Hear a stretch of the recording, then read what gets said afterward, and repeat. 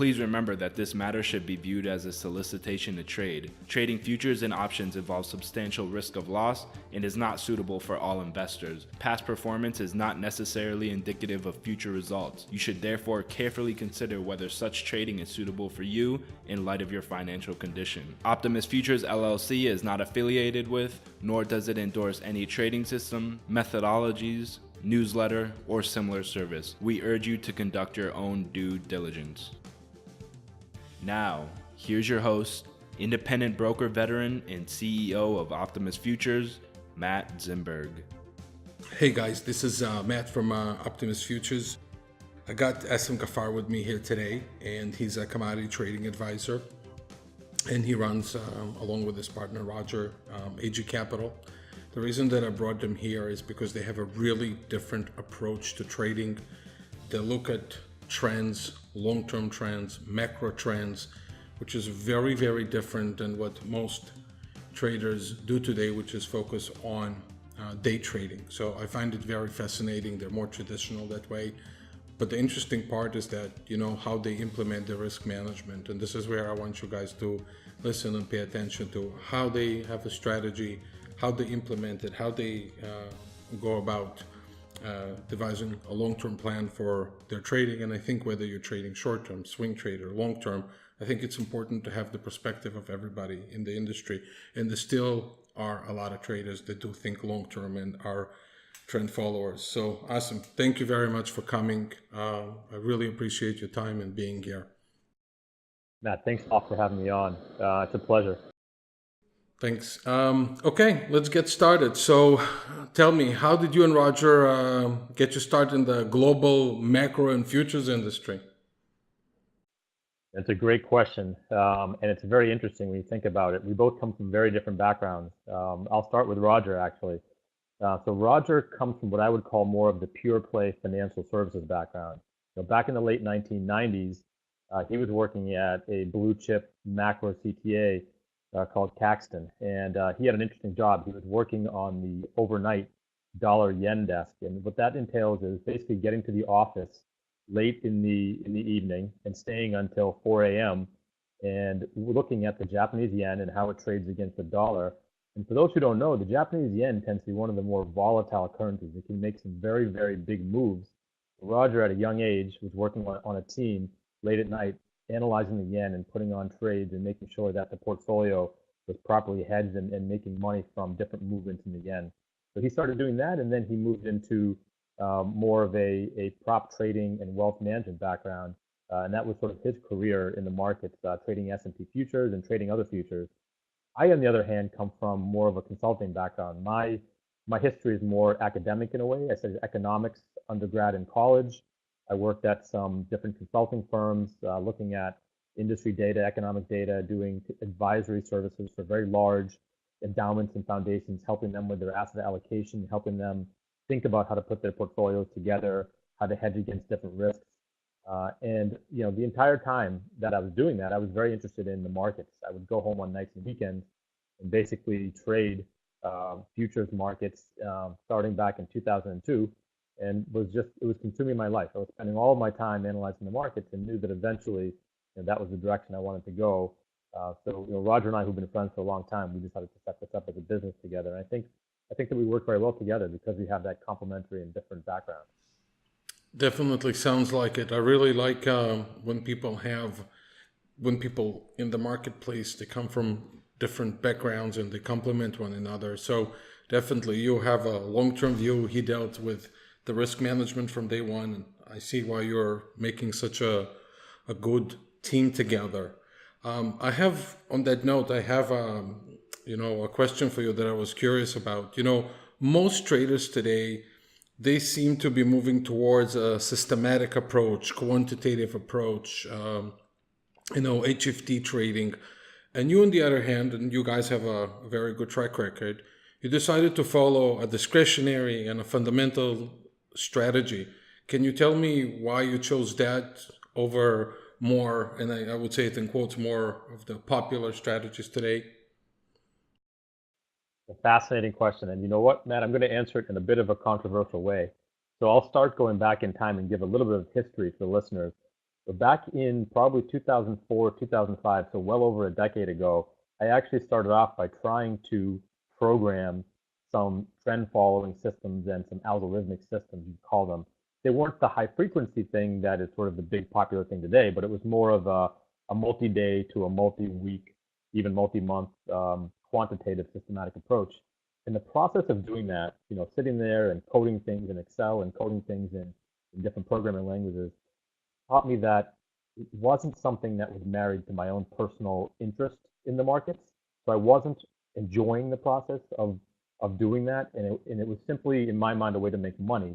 And the lesson there was that you can't just go into this business as a way to make money. It's a very difficult business, and you have to have the way that you invest and trade be married to your own happiness and personal psychology when it comes to the markets.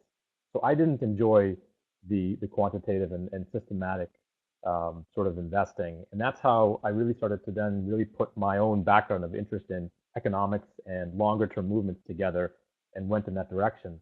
And the irony is that even Roger started off with a little more of a short term swing trading background.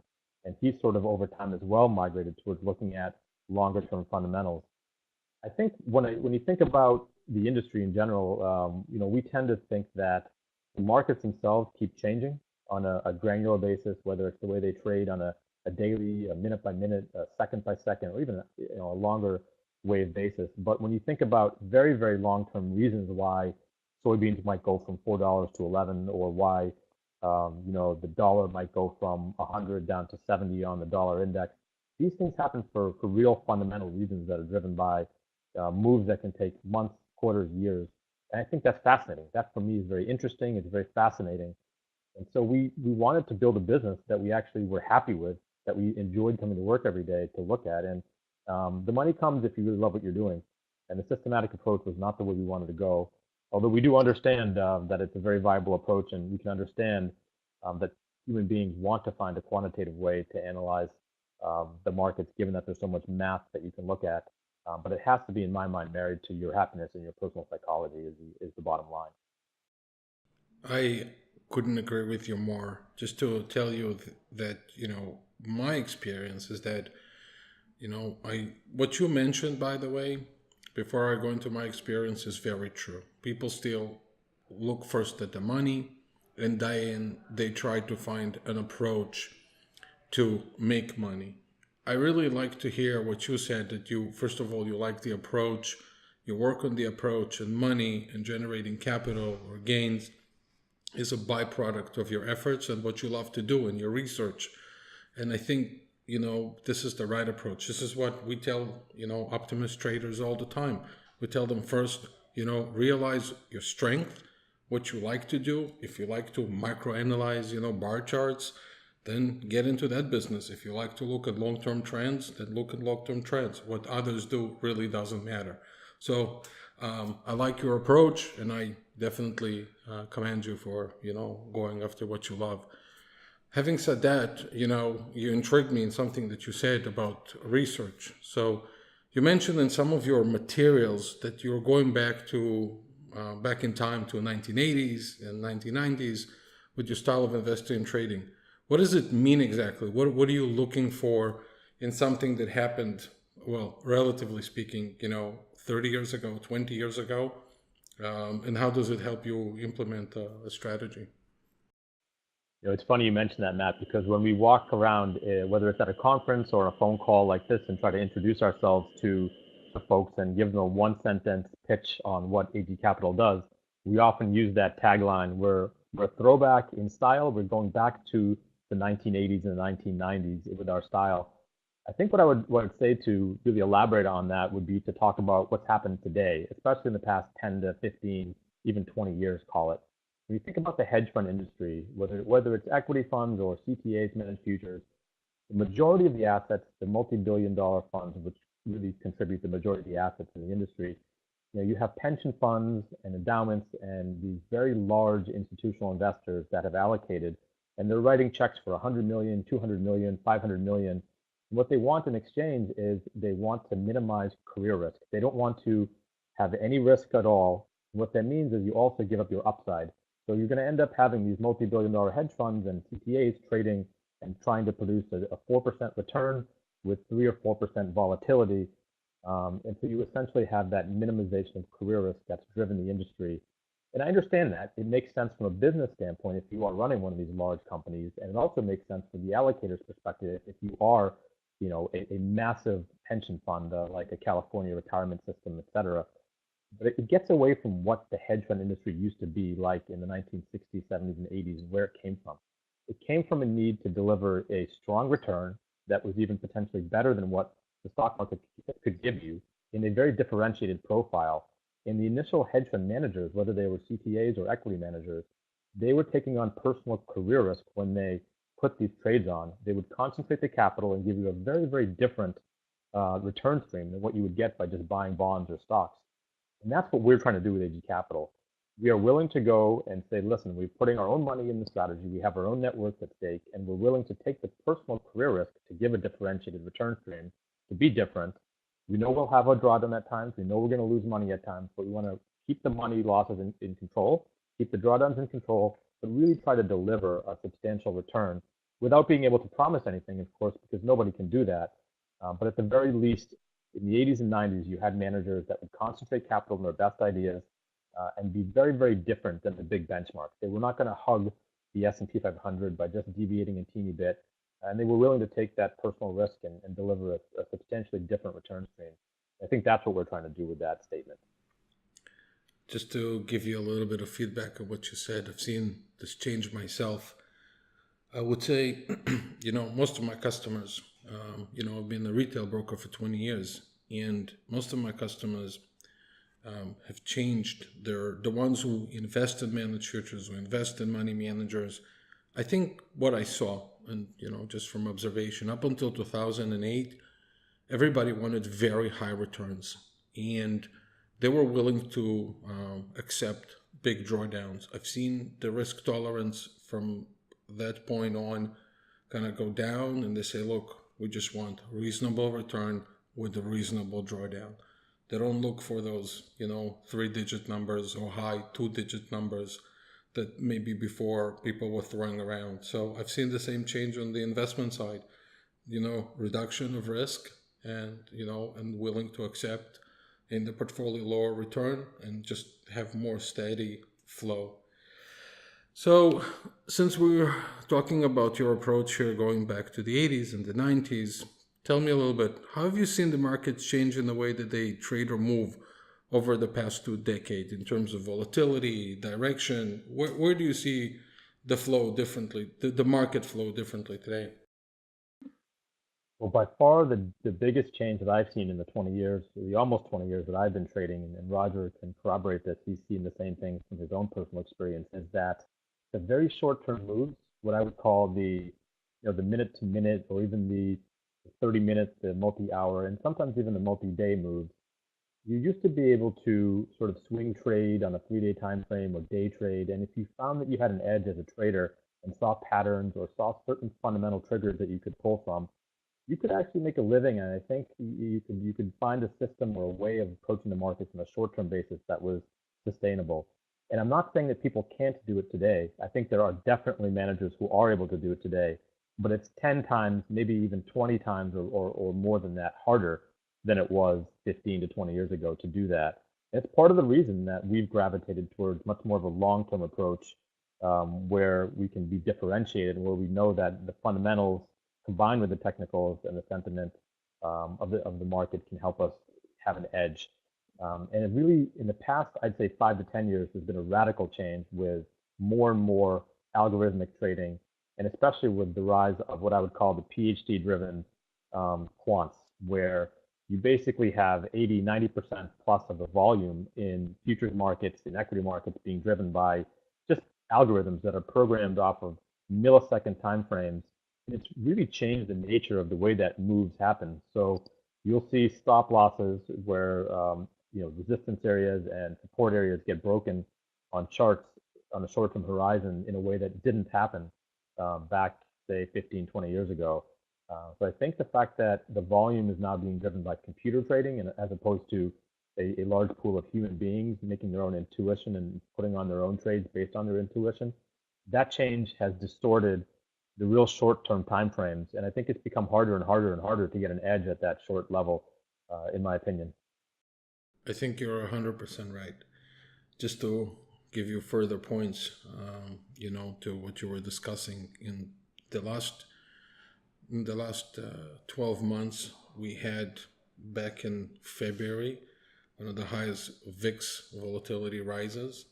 We in December we had one of the highest rises in the S&P market in terms of points.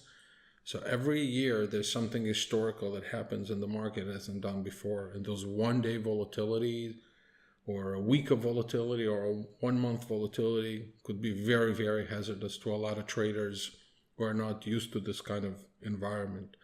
So I definitely agree with you. The short-term trading, all the algos are really distorting a lot of things. They correlate to one another. They're all tied up in one way or another. To tell you the truth, I don't know the complexity of all, but I see how they're all tied up. For example, in February last year, we had one fund that went out of business and it just affected the whole market. So I definitely understand where you're coming from. Something that would be very, very interesting to our listeners is this. Take us through how you generate a trade idea and implement it. So I'm going to do that by starting off by telling your listeners a little bit of a story, and I think it'll help frame the rationale for why we do what we do. So this is interesting. I'll tell a quick story. Back in the early to mid 2000s, before I set up AG Capital, I was working at a large prestigious consulting firm. And a lot of the time we would work with clients and we would invest their capital into leading hedge funds. Now I'm going to change the names, or I'm not even going to name the name of this firm, but there was a discretionary ETA, effectively a managed futures strategy that had about $5 billion under management, blue chip name in the industry, and they were prestigious, track record, everything. So we had put some clients with them. And they decided in probably the 2004, 2005 timeframe that they wanted to go short copper because copper had been doing very well and they had done a lot of analysis that said they should be short. Now, why did they go short? Well, look, they had a team of 5 geologists that they were paying on retainer. They also would go out and do detailed Excel models and other regression analysis, looking at each individual copper mine all over the world, whether they were in Australia, in Chile, and they would do detailed supply-demand forecasts for each particular mine to get their data. And the data showed that the copper price had just gone way too far and was really just overextended and shouldn't have been where it was, probably in the 2004 to 2005 timeframe. So they went short. Well, what happened if you fast forward about 18 months to 2 years later, copper doubled and almost tripled from that price where they went short. And in their style of managing money, they didn't use stop losses. They were very large, and they thought they did enough analysis to not do that. And it basically took down the business. They had to close the shop. So one of the things that we do, and this is why I told the story, is no matter how much homework we do, we always have a couple of reasons to be bullish on a market, and we have a couple of reasons to be bearish on the market. And that we do that for every single market, whether it's copper or soybeans. And there are only 2 of us, so we're not sitting there and pretending that we're going to do mine-by-mine analysis or get fractal data on soybean fields. That's not the point. What we think we can do is do our homework by reading research, looking at technical charts, and putting together those couple of reasons to be bullish and bearish every single market. And then based on our own intuition and reading of those fundamentals and our own history with these markets, we decide which side we want to be on of those markets. So let's take that same copper trade. If we had decided we wanted to be bearish, we would pick that side to be on, and then after that, we decide how much exposure to put on. But the way we handle the fundamentals is not to do so much research that we become dogmatic, but rather to have both the bull and the bear case when we look at the charts. And we go through all of our 50 markets every single day, the charts, and we already have a thesis built up from having studied these research reports and our own research on these markets. But whether it's equities or bonds or commodity markets, that's how we go about it. And then we winnow things down and narrow down the list of those 50 to say 5 markets we're bullish on and 5 we're bearish on. And ultimately, we build a portfolio that might have anywhere from, say, 2 to 5 actual trades in it on different time horizons based off looking at the chart and combining it with our own fundamental reading. Knowing that if we're wrong, we can take a small loss with a stop loss and not be dogmatic. So the key is to not be dogmatic and try to box yourself into one side on a permanent basis. I agree with you. I always tell people just look at the price. Doesn't matter what your belief system is. Always be open-minded to the idea that you could misinterpret even the best data out there, and there's data that you might miss. It's so comprehensive today. There's so much research coming out. You can't cover it all. So I agree with your approach. Risk management is everything. You generate the idea, you implement it. If it doesn't go, you get out of it. If you don't fall in love with it, the price tells you everything. Having said that, and also talking about the HFT environment that we're in and the algos, tell me some of the other additional challenges that a money manager in the futures and commodities arena face today. Well, we've had a lot of changes in the industry. It's obviously a tough thing to build a business over time. And one thing I think you have to do is look at it as a business. This is going to be a very simple example, but I think a lot of people get into the commodity markets, the futures markets, or even just, as I mentioned, the broader hedge fund business and think of it as a way to get rich quick, or they look at it as a money-making machine. When you, instead of doing that, you should think about it as basically no different than setting up a coffee shop or selling cupcakes, you name it, a small business that is going to take 5 to 10 to 15 years to really build over time.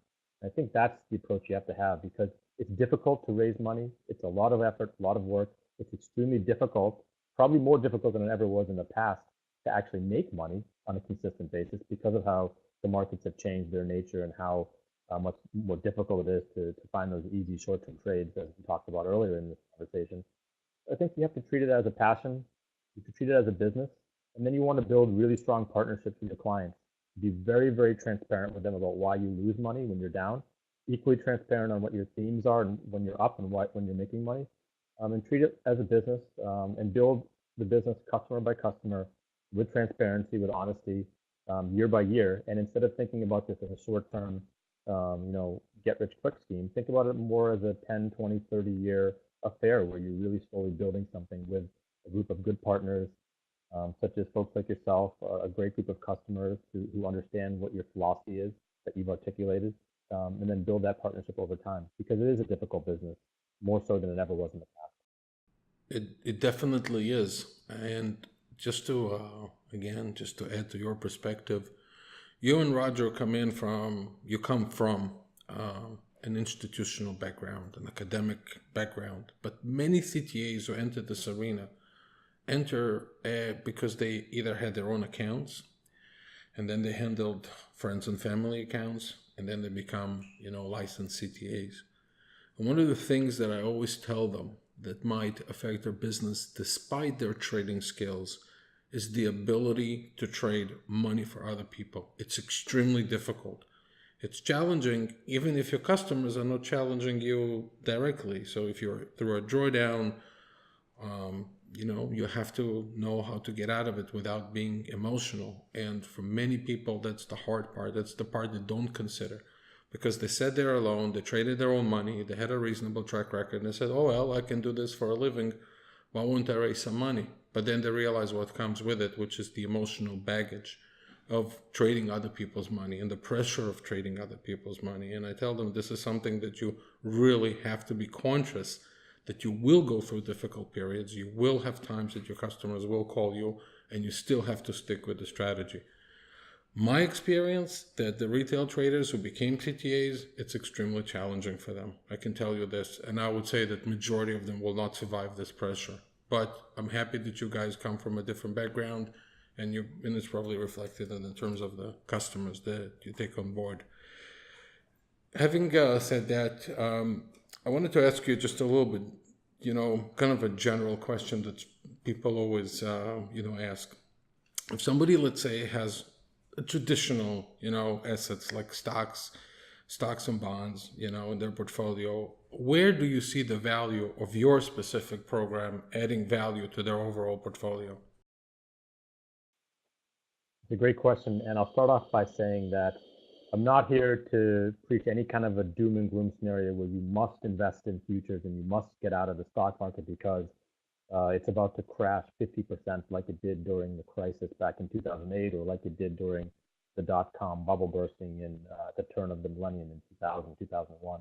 I don't think that's the right frame of mind. And not beyond that, I don't even think that's a scenario that's probably going to happen. Although who knows? I think a better way to handle it is to say, well, let's look at what you have if you have the stock market today. You've had a great 10-year run, and the stock market, by all means, is expensive. It's just a fact when you look at it on different measures, whether it's the capitalization, what we call the market cap as a ratio to GDP, the earnings multiple. You can look at that in different ways. But the stock market is expensive. And if we assume that there's no crisis and it just has a path forward over the next 5 to 10 years, maybe it's going to return 4% a year, maybe 6, maybe 7, 8% in a very optimistic scenario. But it's not going to give you that 10 to 15% that it's given you in the past 10 years. And honestly, it's given you that fantastic return ever since, say, the early 1980s when we had the big boom that kicked off when Reagan was president. But I think on a going forward basis, it's a much lower projected return. And that's probably not a return that might be adequate for a lot of folks, or they could look to do something better with that.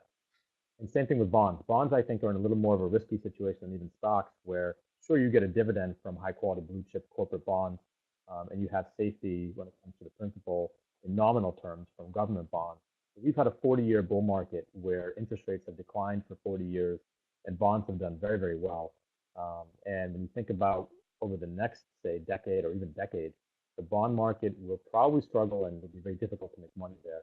The key to a program like ours is we think on that long-term horizon. We think on that 5-year, 10-year horizon very often when we think about themes, but we're going to give you very different exposures. So, I'll give you a very simple example. When you look at the financial system, oftentimes you have big moves in currencies like the dollar over a 5 to 7 year horizon, where it can go from a very cheap level to an expensive level, or vice versa. You can have big moves in commodity markets like oil when it went from $20 to 140 back in the earlier part of the 2000s. Large moves in precious metals, which often are the anchor of the monetary system. And we're in a position to take advantage of those moves over multi-year time frames. So it just gives you a very different set of exposures, a different return stream to balance out the risk of what I would call low projected returns from a conventional portfolio of stocks and bonds. So quite often in the industry itself, I'll share it with you, because again, coming from the retail side, and I see the retail side's perspective when they're being sold on managed futures. So the industry typically sells managed futures as an asset class. And I tell all my customers, you have to look at the individual trader. So I treat every trader as its own entity and its own risk, and that's what they have to analyze. And I say, if you have risk capital that you've built as a result of your appreciation, if you had gains in the stock market, look to build a portfolio with your risk capital with talented traders.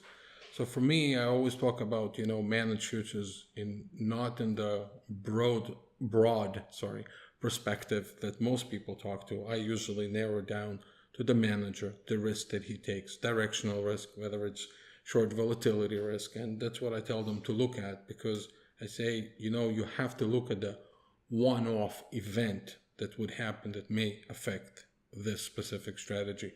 What I particularly like about your strategy with our customers that I've been following is really your diversification in markets. You have gold in one direction, crude oil in a different direction. You have a very, I would say, broad perspective on all the commodities. And that's where I see the value, is really being in a number of commodities with diversification. And I see that you stay in them for a long time, or at least you attempt to stay in them as long as possible and ride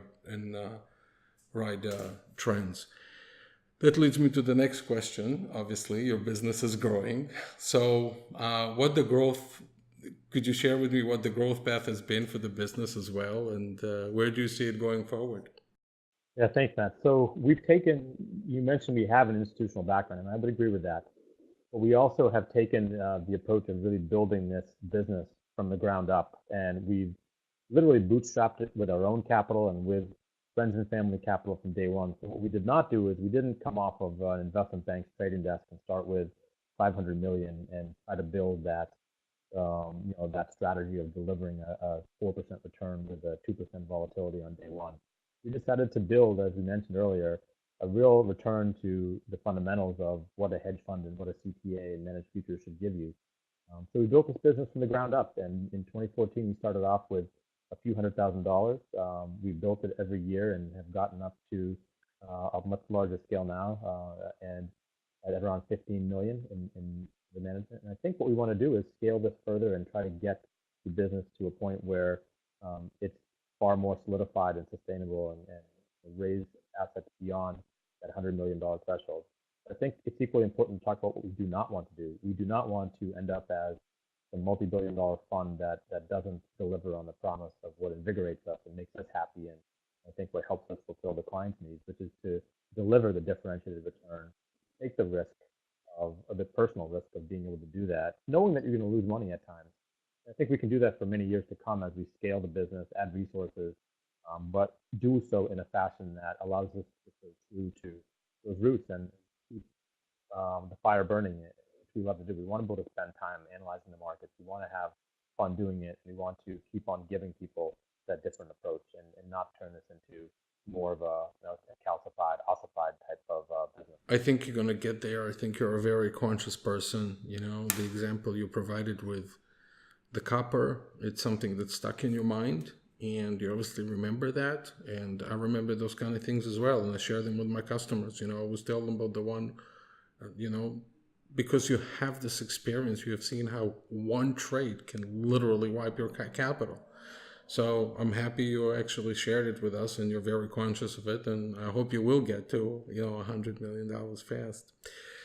Talking about, those kind of events that nobody wants to consider, let's talk about risk management. Tell me, how do you handle that?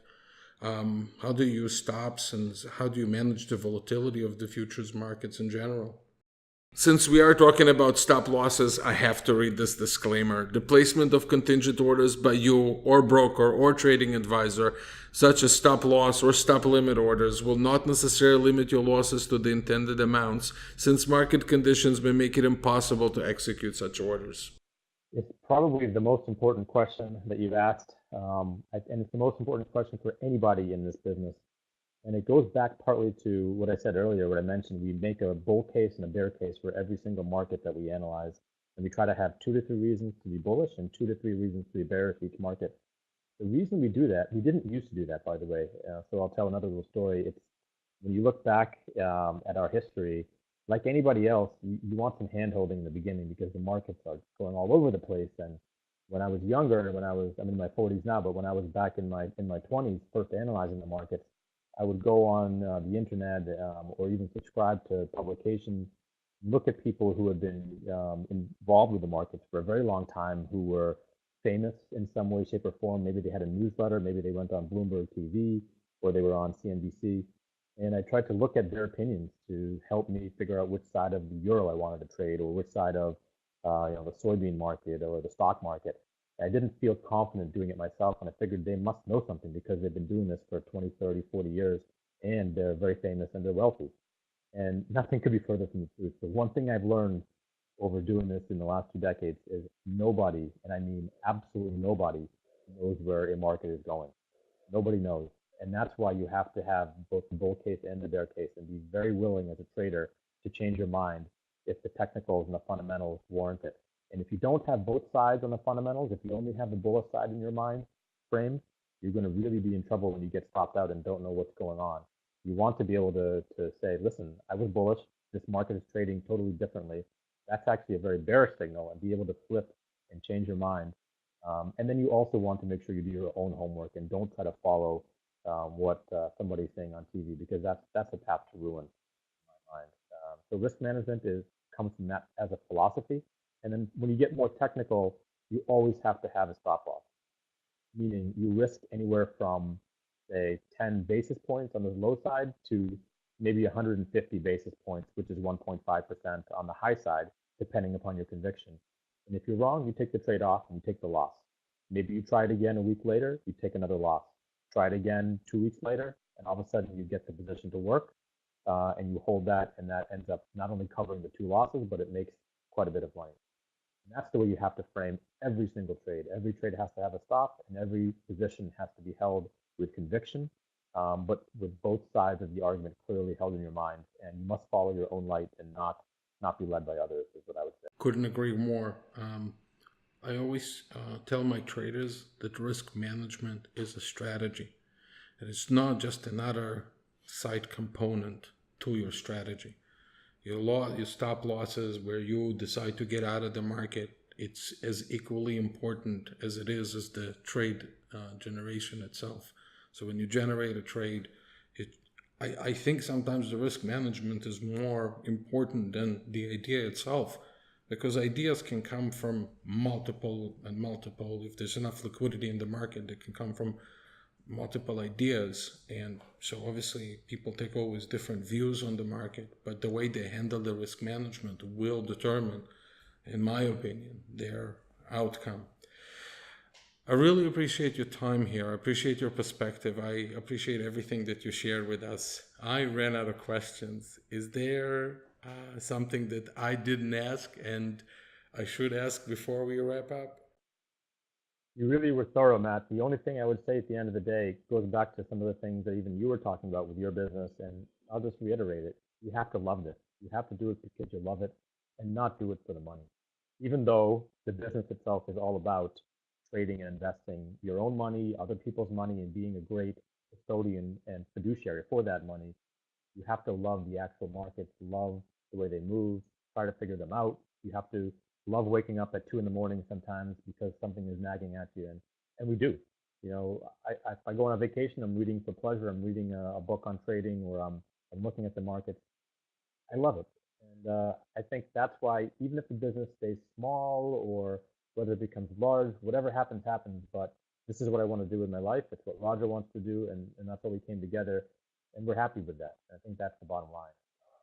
And that's the way I look at life and look at the business. I definitely can appreciate that. And I'm an avid reader myself. I always read. I read a lot about, multitude of subjects and everything else. But one thing that's interesting, I've read a lot of books that are not related to the markets. And sometimes I take ideas that people implement in their business and their success, and I bring it to the trading world and I share it with customers. And one of them is what you mentioned before, it's this risk management thing. I tell them, there were a lot of companies who took care of the risk management. They love what they did, just like you did, and the business grows. So I'm sure you will have a lot of success. Asim, I appreciate your time. Thank you very, very much. I hope I'll have you here, in a year or two, and you can tell us that your assets grew to 50 and 100 and 150 million dollars. I definitely wish you all the best in the world. I think you so far did a wonderful job with our customers. I really appreciate it. I appreciate the time that you always, when me and my staff have questions, you've been always immediately available, and I appreciate that. So thank you again for your time. Thanks, Matt. It's been a pleasure, and would love to be back on the air with you again in the future. But thanks very much for having me on. Thank you. Please remember that this matter should be viewed as a solicitation to trade. Trading futures and options involves substantial risk of loss and is not suitable for all investors. Past performance is not necessarily indicative of future results. You should therefore carefully consider whether such trading is suitable for you in light of your financial condition. Optimus Futures LLC is not affiliated with, nor does it endorse any trading system, methodologies, newsletter, or similar service. We urge you to conduct your own due diligence.